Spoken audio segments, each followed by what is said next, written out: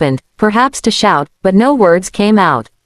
Her eyes widened as she realized that the person she had tried to intimidate had not only returned but had come with a presence that could not be ignored.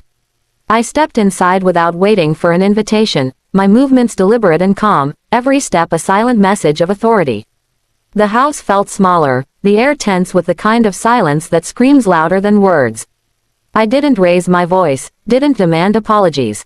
I simply walked past them, making sure they saw that my mother had my support. Mom, still standing in the background, looked at me with a mixture of relief and disbelief. She had thought I might be too far, too busy, or too indifferent to intervene, but I was there, and my presence was enough to shift the balance of power in the room. What followed was not dramatic yelling or confrontation. It was something far more effective. My sister-in-law tried to recover her composure, opening her mouth to speak, but the words faltered. My brother, who had been so smug, found himself unable to maintain the facade. Their silence, their uncertainty, spoke volumes. Without a single raised voice, without a single harsh word, I had made them pale with realization.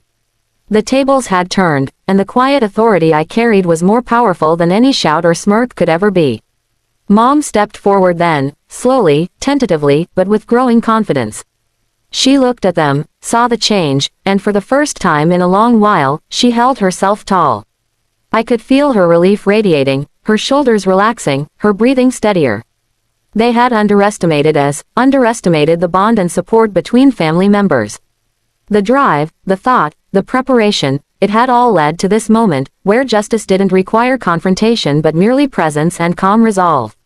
By the time I left, the atmosphere in the house had changed. My mother walked beside me, smiling softly, and I knew that moment had shifted the dynamic forever.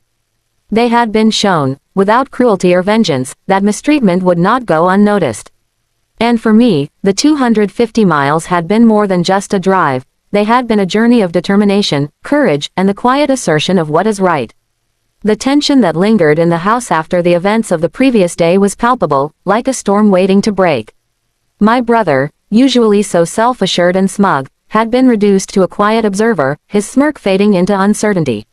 My sister-in-law, still flushed with anger from her outburst at Mom, had no idea how quickly the dynamics were about to change. I had already driven 250 miles to confront the situation, not with anger, but with a presence that demanded respect. The look on their faces when I entered had been priceless, a mix of disbelief, fear, and the dawning realization that they had underestimated me entirely.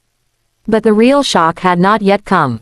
I watched them closely, every twitch, every glance revealing their growing